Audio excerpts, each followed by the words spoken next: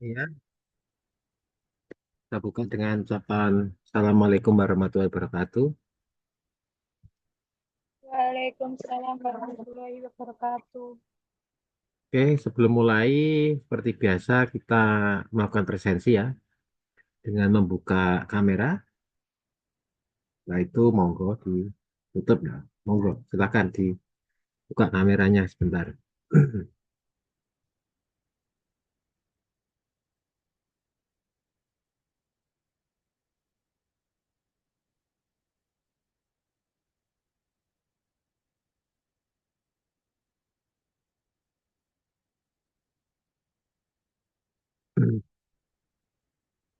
1, 2, 3.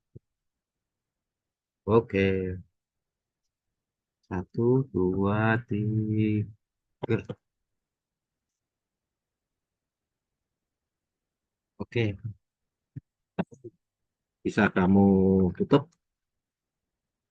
Ini pertemuan terakhir untuk minggu ini, di mana karena persiapan akreditasi visit kemarin ya, terpaksa harusnya kita Selasa mundur hari ini Jumat. Selasa harusnya tanggal 29. Kita UTS-nya tanggal 13, ya 13 ya. Berarti minggu depan kemungkinan kita nggak kuliah ya. Tapi persiapkan saja, dapat tahu ada pengumuman dari Pak Dian. Oke, kita buka materi yang ketujuh.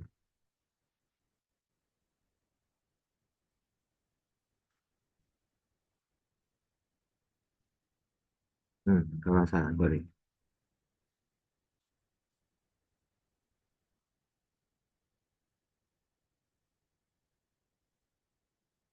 Nah, saya ingatkan lagi, jangan sampai lupa untuk presensi ya. Presensi, ini digenepi itu. Di materi ketujuh apa yang perlu kita ketahui?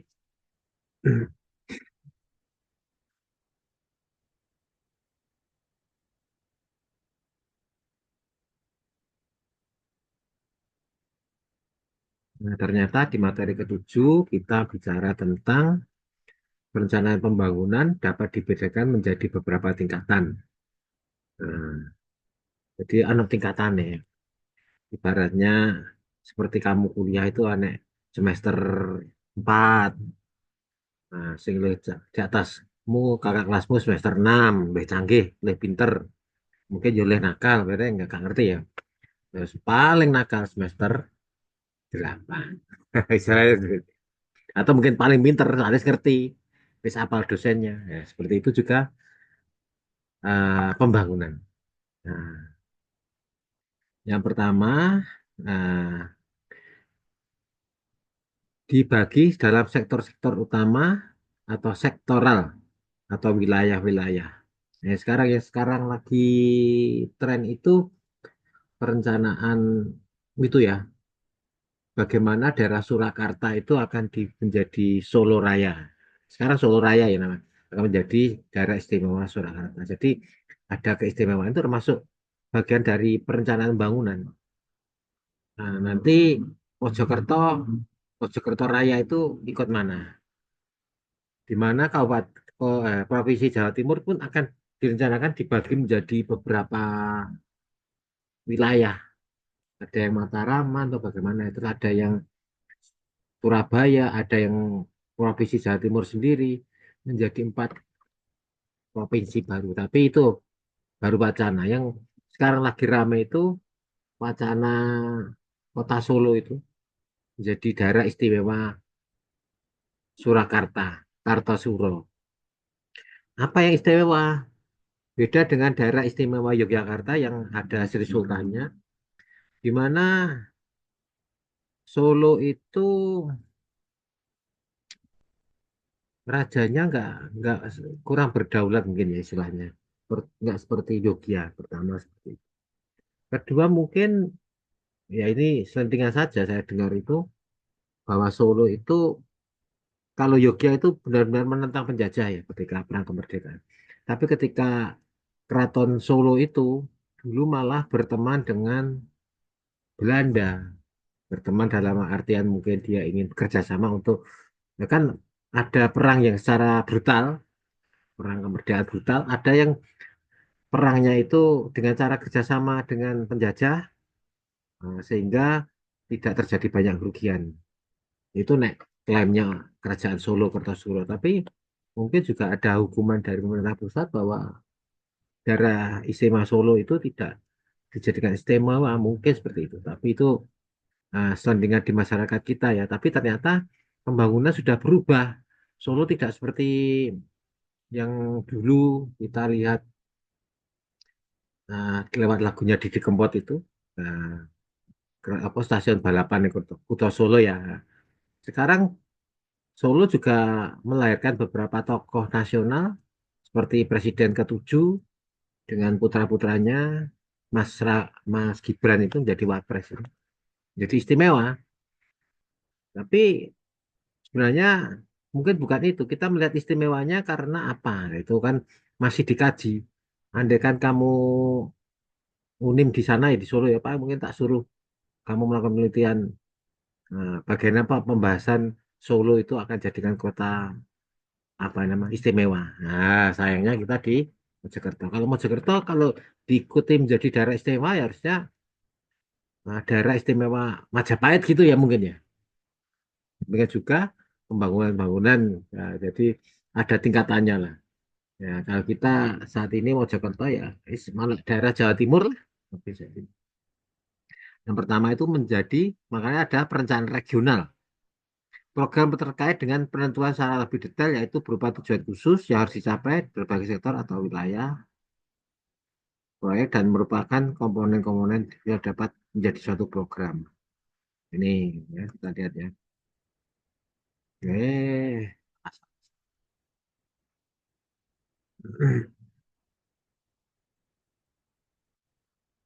kita lihat di sini aja. Tingkatan bangunan. Nah, kalau di AI Mbah Google itu tingkatan bangunan dapat diklasifikasikan berdasarkan IPM, Indeks Pembangunan Manusia. IPM yang sangat tinggi, sedang dan rendah. Nah, kita lihat IPM-nya di sini. Karena di Solo itu ada universitas negeri ya. Pokoknya daerah anak-anak universitas negeri ini. Waduh, wis pokoknya seperti magnet. Misalnya Surabaya ada universitas negeri Surabaya, Malang ada universitas negeri Malang. Makanya kalau Mojokerto mungkin ada universitas negerinya, ya kita menjadi kota yang luar biasa. Ada wacana sih, katanya Unim mau jadi negeri, tapi kan nggak mungkin itu Unim. Perseorangan lah yayasan. Misalnya jadi negeri, no ya mungkin ya senang ya. Nah, yang pertama adalah IPM-nya dilihat yang paling tinggi ya elaborasinya. Dari berarti tingkatannya ya. Pertama, IPM sangat tinggi menunjukkan tingkat pembangunan yang sangat maju dengan indikator seperti harapan hidup tinggi, tingkat pendidikan tinggi yang baik, standar hidup yang layak dan nah, makanya kalau ada universitas negeri, makanya tadi Solo itu ada universitas negeri UNS, Universitas Negeri Surakarta atau Universitas Negeri Solo ya.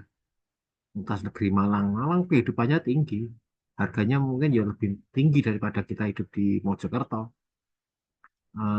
Apa namanya? Tingkat pendidikannya tinggi baik karena ada negeri tadi. Standar hidupnya juga layak. Mojokerto bukannya nggak layak. Mojokerto ya ada misalnya villa gitu ya. Villanya ada di Pacet Trawas ya. Tapi kan orang memandang Pacet dan Trawas itu hampir mendekati daerah Malang Raya. Dan itu susah Mojokerto. Itu sangat tinggi.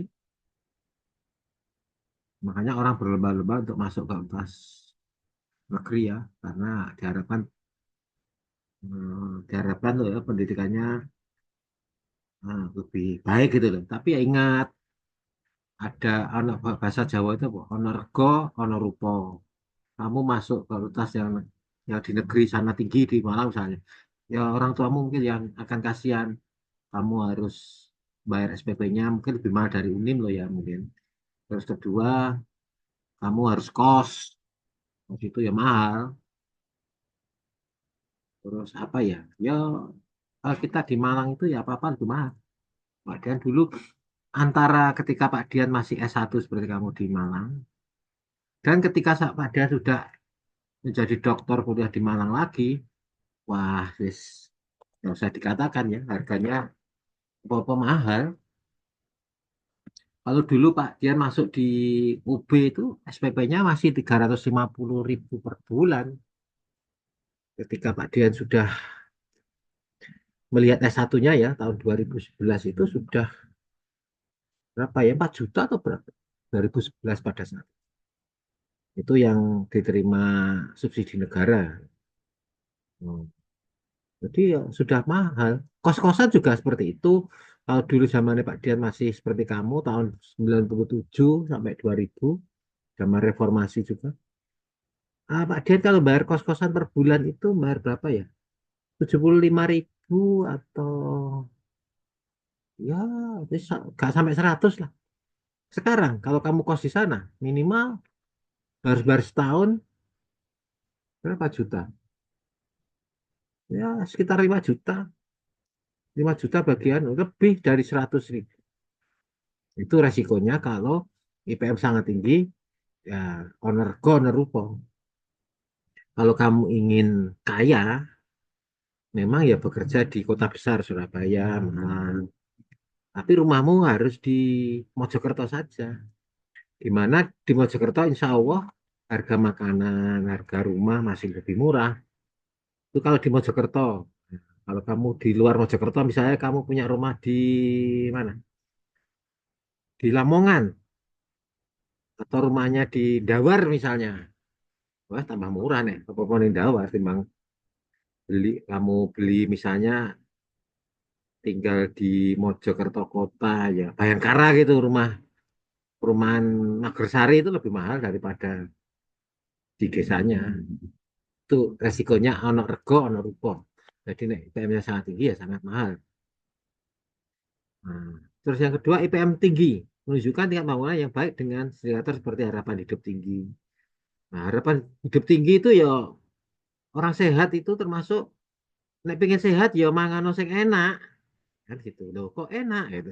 Kalau makananmu mau beras dikai micin dikai mie ngono, mungkin kadang ya wae pegel sing njaluk pijet sing apa lho.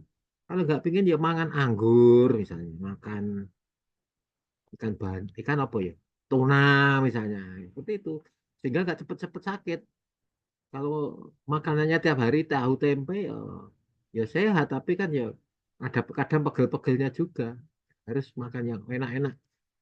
Nah, makanya kalau kamu hati-hati kalau di Mojokerto sukanya misalnya makan yang enak apa ya? Apa ya? KFC misalnya. Enak itu. Apa namanya mie gacoan misalnya itu kan satu piring berapa tapi nek kamu mie sedap itu ya beda 3.000 nek mie gacoan misalnya berapa 15.000 oh enak tapi ya lebih lebih mahal sih nek kamu makannya sederhana ya ya sehat tetap tapi kan harus lebih sering update-nya itu loh ibaratnya kamu beli laptop biasa dengan laptop yang speknya tinggi kan beda demikian juga dengan IPM Indeks Pembangunan Manusia. IPM sedang menunjukkan tingkat pembangunan yang sedang, nah, harapan hidupnya sedang, tingkat pendidikannya sedang, nah, standar hidup yang sedang. Nah, mungkin kayak kalau di Mojokerto, di Unim terutama itu mungkin IPM-nya sedang. Nah, harapan hidupnya sedang lah, pokoknya katanya enak, enak, enak yang sederhana saja. Nek ketinggian niku ya mahal, nek kerendahan niku ya awak pegel kabeh. Nah, itu harus makanya kadang kan orang harus bersyukur. Oh ya, alhamdulillah kuliah di Unim dosennya minimal yang ngajar misalnya dokter sudah oh gak kalah mbak dosen-dosen kita kalau kuliah di Malang atau di Surabaya. Nah, masalah ilmu sekarang sudah ada AI, artificial intelligence. Kalau kita bisa, ya nggak kalah pinternya kesempatannya. Apalagi sekarang sudah ada internet merata. Kalau hanya Mojokerto, Surabaya, Malang, internetnya nggak kalah lah. Nah, kalau mereka sudah apa jenenge internetnya apa jenenge gelombang 5, mungkin Mojokerto gelombang 4 lah apa namanya. Tapi kan nggak kalah, cepet banter. Nek kamu banteran internetnya apa jenenge di tingkat 5, apalagi sekarang yang di Cina itu tingkat 10. Wah, nek main game ya lagi buka wis gedebuk gitu. Tapi nek ini 4 cek kalau masih di sini apa kita mau main tinju apa gitu bisa menghindar sih. Nah, itu keuntungan dan kerugian. Nah, yang penting insya Allah jangan sampai IPM-nya rendah. Masih rendah, indikator dapat dulu rendah, mungkin susah, tingkat pendidikannya rendah, standar hidup yang rendah bagi masyarakatnya. Nah, ini, insya Allah mau Jakarta agak sedang ya tinggi lah. Nek rendah insya Allah enggak. Kecuali ya nggak tahu ya daerahnya, insya Allah daerahnya ya bagus lah. Nggak nemen-nemen, anu. Apalagi Pak Wali Kotanya kan dari FISIP tuh. FISIP itu insya Allah nilai ta'alanya gede lah. Beda dengan fakultas lain, misalnya ekonomi, harus hitung dengan ekonomi, dengan fulus semua. Kalau teknik, harus hitung dengan matematika, nek gak pas, ya nggak mau. Hmm. Bisa-bisa bangunannya ambruk, tapi nek kebijakan itu, yang penting sudah rakyatnya kelihatan makmur, cukup, ya sudah. Nah, ayo kira-kira apa kan itu. Bedanya kita itu seperti itu. Kita kita itu mainnya perasaan. Oh iya, rakyatku jadi sing kurang makan ya. Langsung DKI makan gizi gratis misalnya. Di gampang nek usaha. Nah, padahal mungkin ya kalau yang lainnya dihitung, oh gak menguntungkan. Itu yang disebut dengan IPM rendah dan tinggi. Nah, teori pembangunan juga ada 3.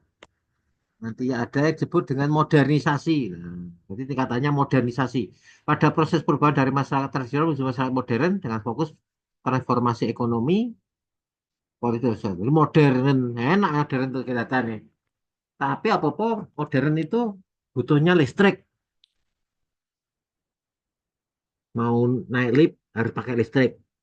Kalau di Unim nggak ada lift, listrik mati nggak apa-apa. Kamu masih punya paketan data. Ayo, misalnya liftnya sudah ada, Unim, terus kamu anak-anak mau ke lantai 2 terus macet, ya. Oh, itu resikonya gitu. Modernisasi itu sekarang itu kalahnya dengan listrik.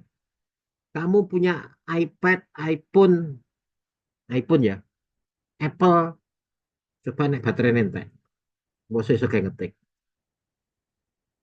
Beda dengan zaman sing rontok apa ya, rontok kurang-kurang modern sedikit. Oh. Nek ngulang seperti ini misalnya, kita butuh listrik. Paling nggak Dian ada wifi, ada listrik. Misalnya nggak ada listrik, sini mati. Ya salam, sudah. Nggak bisa kita nggak bisa daring. Itu modernisasi itu kelemahannya di listrik. Makanya ada teori kan. Suatu saat bisa jadi dunia ini di switch off. Mobil listrik mendek, komputer mendek, keuangan mendek. Seorang keuangannya sudah masuk HP. Keuangan sudah masuk pakai dana, pakai apa. Ini misalnya wongnya cene nakalan. Kayak misalnya wongnya kayak Donald Trump gitu. Moro-moro langsung dikai apa tarif 32%. Kok gak manut? Akhirnya di switch off. Ya mati kabeh. Makanya modernisasi seperti itu. Nah, yang kita yang ingin sedang-sedang aja lah. Kadang perlu manual, kadang nek gak duwe bensin ya numpak sepeda pancal. Oh, ada tuh dosen kita yang suka naik sepeda pancal gitu. Bukan hanya hemat tapi membuat sehat. Nah, yang kedua adalah keterbelakangan. Nah, yang melihat melihat pembangunan sebagai hasil dari ketidakseimbangan dan keterbelakangan yang terjadi masyarakat dengan fokus masalah masalah seperti ketimpangan sosial, kemiskinan dan tidak ada. Jadi yang tadi melihat pembangunan itu dengan modernisasi, kamu bisa bandingkan tadi Mojokerto dengan kota mana? Dubai misalnya. Kalau Bojonegoro katanya Dubainya Jawa Timur, bandingkan dengan Dubai sungguhan. Kalau di sana mungkin numpaknya sudah Lamborghini, kalau sini ya ya apalah mobil murah-murah itu pasti ya. Tapi kan sudah ada minyaknya. Seperti demikian juga dengan teori keterbelakangan, fokus pada ketimpangan sosial, kemiskinan dan ketidakadilan. Nah, itu nanti ketika penelitian skripsimu nanti ono nggak ketimpangan sosial, kemiskinan dan ketidakadilan. Nah, di situ nanti dilihat dari apa teori bangunannya. Oh, ketimpangan sosial sudah tidak ada, sudah tidak ada masyarakat miskin dan sudah ada semua. Kalau sudah ada semua, kalau tidak ada kemiskinan, ya repot loh. Kamu mau sodako kemana? Misalnya mau nggak masyarakat Mojokerto nggak ada yang miskin ya. Aduh, amalmu mau sodako nggak iso. Makanya kadang harus bersyukur. Oh, Mojokerto aja yang miskin. Oh, dosennya masih ada yang miskin misalnya. Ya harus kamu. Oh, kadang doanya orang miskin kan terkabul. Dosennya masih miskin ya. Malah kamu dekati. Oh, kamu ngerti disuwuk tok. Pinter kamu loh. Kan itu bedanya nek dosen sing wis sugih kok nek nek gak numpak mobil misalnya dari ini gak modern. eh, Padahal kok nek ketika belum gajian kurang iso tuku bensin ya udah duduk misalnya.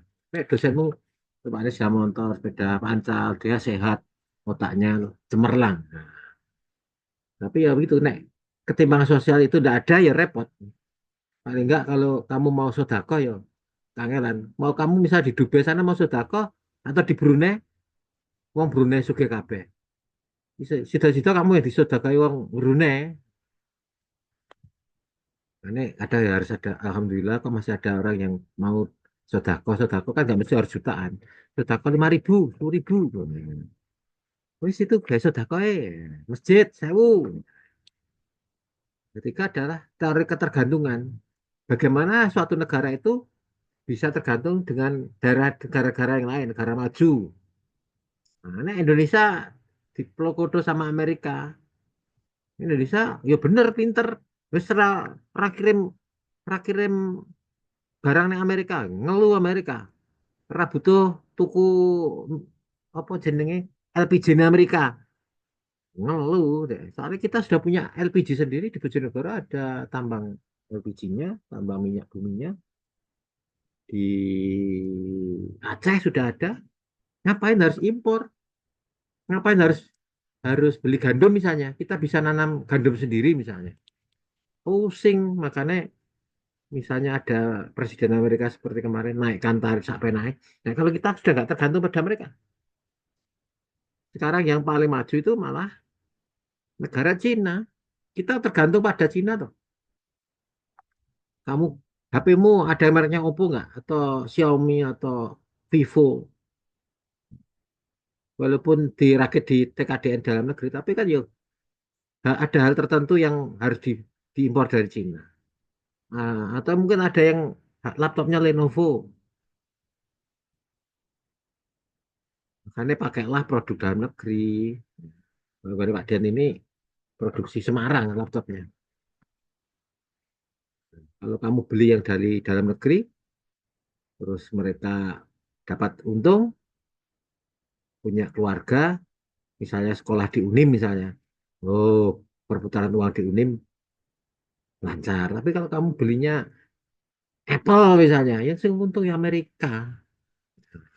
Sekarang Amerika pengundang, no, Israel tuh merasa tuku Apple. Mending tuku Apple tumbuhan. Nah, timbang apel kecokot gitu misalnya. Gak utuh, tapi kok regane larang. Makanya ketergantungan itu penting kadang. Nah, kalau kita tergantung dengan alat teknologi, mungkin Amerika butuh kita apa? Kayu atau butuh apa dari Indonesia yang nggak ada di Amerika. Karena harus itulah yang akan membedakan negara ini tergantung dengan yang lain dengan tingkatan tingkatan apa pembangunannya berbeda. Nah, ada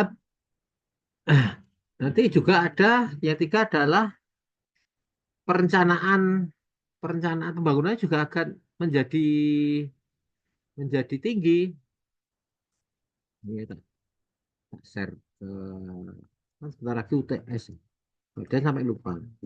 Mungkin ada materi-materinya yang belum saya share tapi tak terangkan karena memang ya lali ya.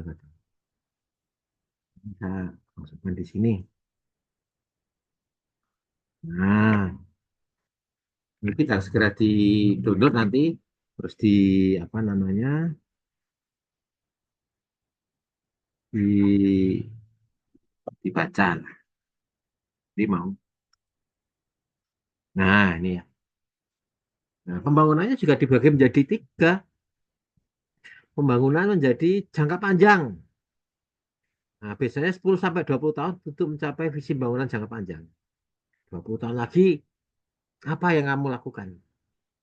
Sekarang 2025, 20 tahun lagi 2045. Ya, kamu inilah generasi emas itu sebenarnya.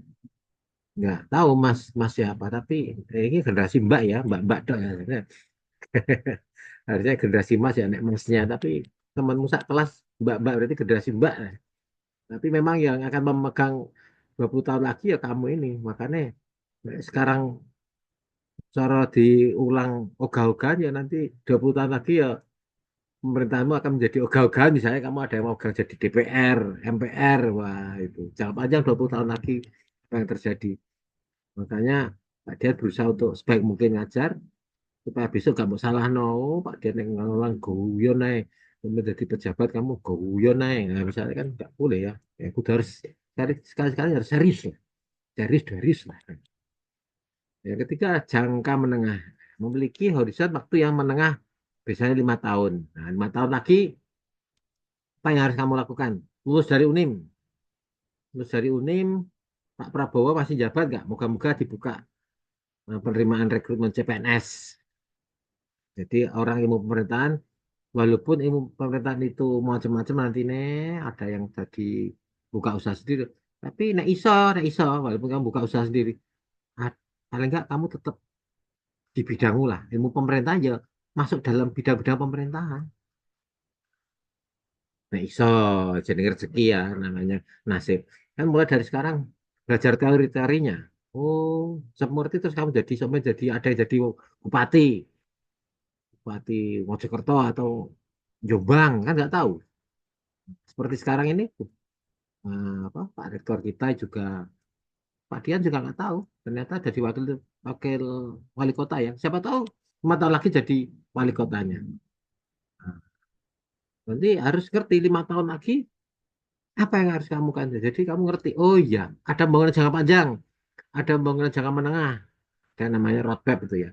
Ada pembangunan jangka pendek 1 atau 2, 3 tahun lagi. 1 tahun lagi kamu semester 6. Mungkin ketemu mata kuliah Pak Dian.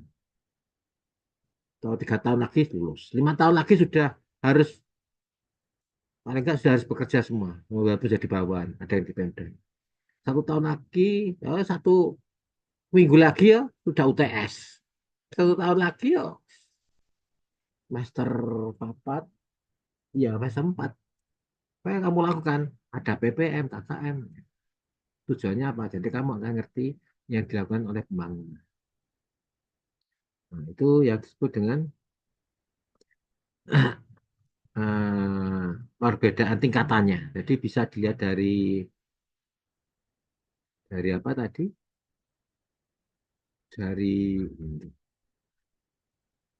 Dari terutama dari IPM-nya. Tapi itu tadi IPM tinggi, nilai tinggi, ya biayanya tinggi.